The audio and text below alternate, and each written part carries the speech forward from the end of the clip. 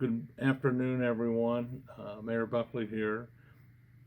I want to update you on several things that are going on with the city. It is Wednesday,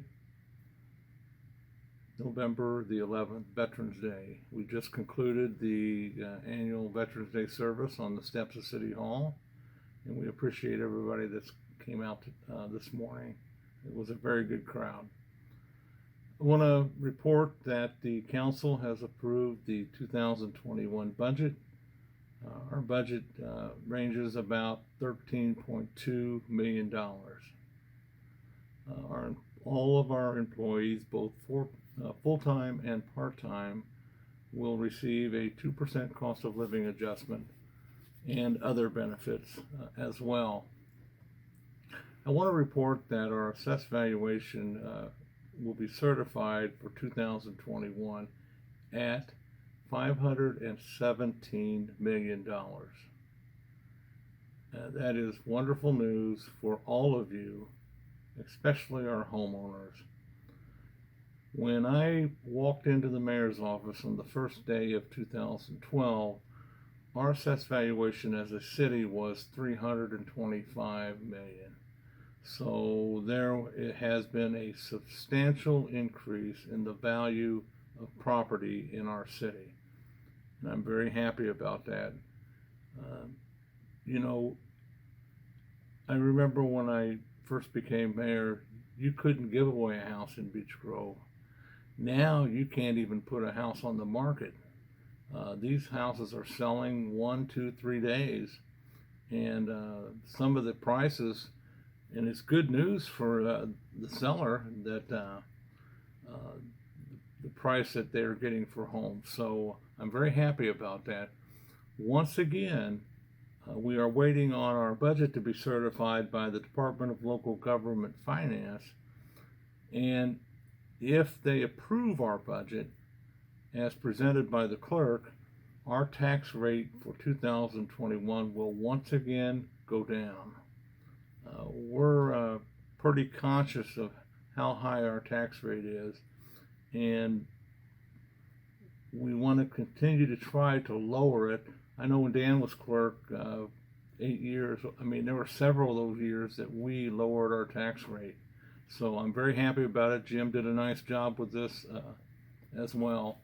Some of the highlights of the budget: we are going to purchase another ambulance in 2021. The police department is going to purchase body cams. We already have in-car cameras on some of the police cars, not all of them, but some of them. Now we are going to supplement that with body cameras. We're still working through the details, and I was with the chief yesterday, and we're going to have to come up with some policies pursuant to that. But I'm all for it. We plugged it in the budget, and our road officers will be wearing cameras here one day in the near future. We have stockpiled personal protective equipment. We have an obligation to protect our employees, and we have done a nice job with that this year. And the last thing for the budget, our compliance division. We are increasing our efforts in compliance in 2021. Each compliance officer now averages 14 and a half hours per week. That has jumped up to 20 in 2021, and that will continue to go up until we reach the plateau of 29 hours per week. Some people don't like the compliance division, but I can tell you they have made a huge difference in this city. So we're going to continue to work on that. I want to thank the council. The council approved this budget by a vote of 6-1. I want to thank our department heads for their work on this budget and the several meetings that we've had concerning the budget process. And I want to thank our clerk treasurer, Jim Kaufman. This was the first go around for him, and this is not an easy thing. So I appreciate Jim's efforts on that. He did a really good job. Um, and then he's also working on our medical insurance for next year, workman's comp, and liability insurance. We have some really good news on all three of those items. Those are big ticket items for us. So probably in December we'll have some more knowledge of where we're going to be at next year, but he's done a nice job with that as well. So I'll be right back, and I want to talk to you about some of the things that we accomplished this year. So I'll be back in a minute. We're back, and I want to talk to you about some infrastructure work that we have done this year. You know, we could probably all agree that 2020 wasn't the best of years. A lot of tough situations this year with civil unrest, COVID. You don't know financially where you're at. So it's hard to keep going. But I've seen this happen before. Sometimes when things appear to be bad, you can get a lot done. And this is one of these years. I seen it back in 2012 where we were basically in the tank, but we got a lot done in 2012. This year replicates that a little bit. We were struggling because of all the things that were going on, and you know, you could constantly tell yourself, I'll be so glad when this year is over. But you know, we had got a lot done this year. We continued to pave roads. We did another inventory on our streets. So that is on the website, and you can go on the website and look at your street and see where it has been graded. We have done several stormwater projects. Arlington and Churchman, the roundabout, a drainage problem there. Killian Drive, we fixed a drainage problem on Killian. On Buffalo Street between 5th and 7th, we corrected a drainage problem. Killian Drive, south of the interstate, we corrected another drainage problem. So those are all projects that were done this year.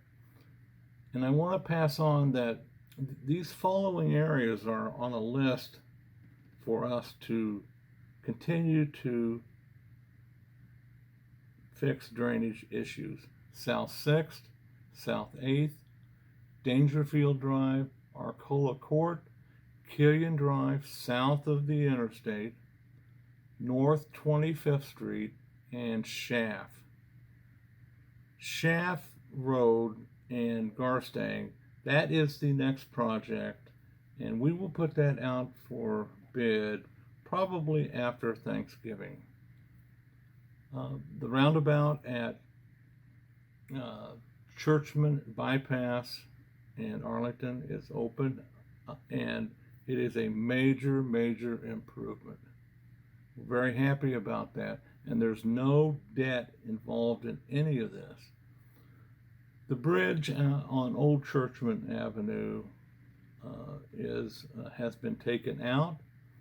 I'm going to send Tim over a picture so he can add it to this. That bridge was dangerous and failed, and the city of Indianapolis closed the road, and they are the entity that is replacing the bridge. It is an estimated $400,000 project that they have undertaken, and they just got the bridge out. Today is Wednesday, last Monday. So that is good news, and they will be working to replace that bridge very soon. Work continues on the Thompson Road Trail. Hopefully next year we will be adding a trail through there from Emerson Avenue west to 9th Avenue on the north side of the road. That work continues. Work continues on the Peanut Roundabout at the intersection of 25th and Churchman. That project is probably 2 years out, but That is a major project as well. We have seen the stakes for the Franciscan Trail. Work will soon begin to build the 2.2 mile greenway. Franciscan Alliance has purchased the naming rights, and it will be called Franciscan Trail. So it is an 18-month project, and I'll talk more about that in another setting. But that is continues to go. And the last thing I want to talk to you about from an infrastructure standpoint is we are in the middle of an application process for a OKRA grant, Office of Community and Rural Affairs. We have applied for funding in the amount of $600,000 to do some upgrades on our sanitary sewer system. We had our last public hearing a couple of weeks ago, and we will submit our application very soon. Our portion of this grant is $250,000. So the total amount of work that we would like to do to improve our sewer system is $850,000. I appreciate all of the emails that residents have sent in if they are experiencing problems with backups. I also encourage you to go to our website, www.beechgrove.com, and take the survey that we have online. That will help us as well to score as many points as we can score towards getting funded. So hopefully we will have good news on the OKRA grant here pretty soon. So I wanted to pass those things on. A lot has gone on this year under extreme conditions. And when I'm going to take a break, and when I come back, I'm going to talk to you about COVID. So I'll be right back. I'm back, and I want to talk to you about COVID. This is something that we have been dealing with since the middle of March of this year. And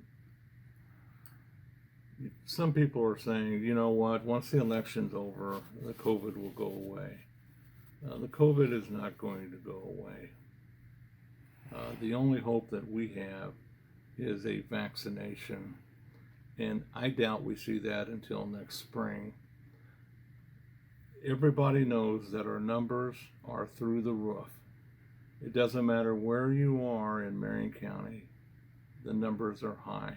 We are averaging locally in our portion of Marion County over 200 positive cases a day.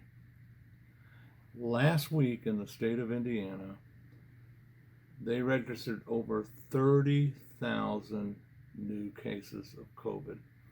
And just yesterday, 63 Hoosiers died from COVID. So folks, we have to be careful. The city, we focus on municipal buildings and maintaining a service. We are sterilizing our buildings and vehicles probably 2-3 times a month now. We have a good inventory of personal protection equipment for all of our employees. It's imperative that we protect them.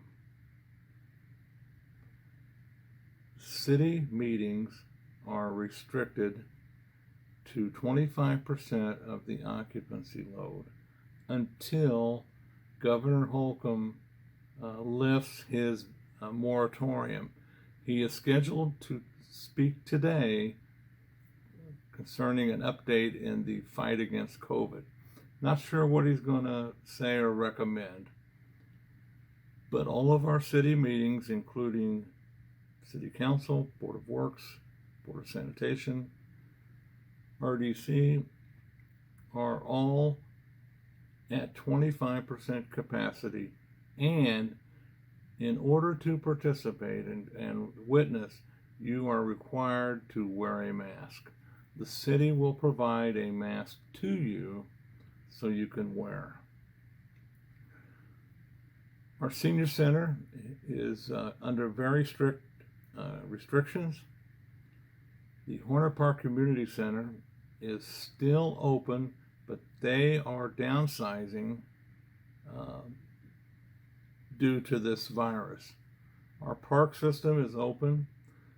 Department of Public Works is not open to the public. The public is not allowed out on the grounds. City Hall, even though all of the employees at City Hall report daily, City Hall is closed to the general public. We cannot afford the exposure.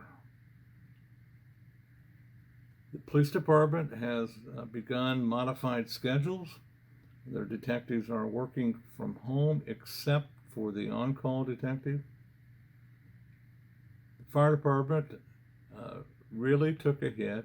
We had one firefighter who was diagnosed with COVID, and now the firefighter's entire shift is under 48-hour quarantine until the results of their test come back. So this is what we have been talking about since mid-March. One exposure can eliminate an entire shift from the police department, the fire department, trash pickup. So we have to really be careful. I want to talk about the CARES Act. This is another thing that happened in 2020 that has been really good for the city under extreme conditions. We have been reimbursed for all of our sanitizing that we have done as a city with buildings and vehicles. The fire chief was able to purchase hands-free CPR equipment. All of our personal protective equipment, PPE, has been replaced, reimbursed. So we're doing good there. All of our computer systems, with the exception of the police department, the fire department, and the city court, has all been replaced. It has all been upgraded to the latest technology so employees can work from home. Our servers our new server system came in within the last week or so. We are ready for the installation of that system, and that is a massive upgrade for us.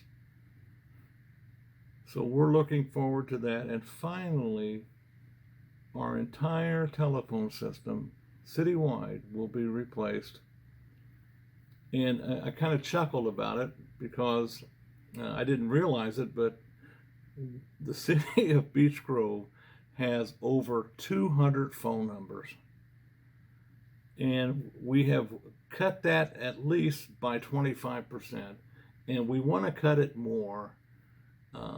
So I just thought that was kind of funny. I mean, we have that many phone numbers.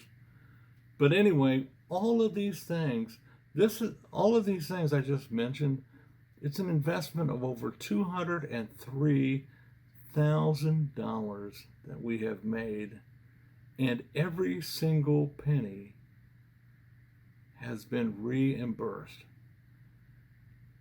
Jim Kaufman deserves a lot of credit for this. He's done well, not only with budgets, not only with liability insurance, workers' comp insurance, medical insurance. He has done well with COVID relief. So he's had a good year.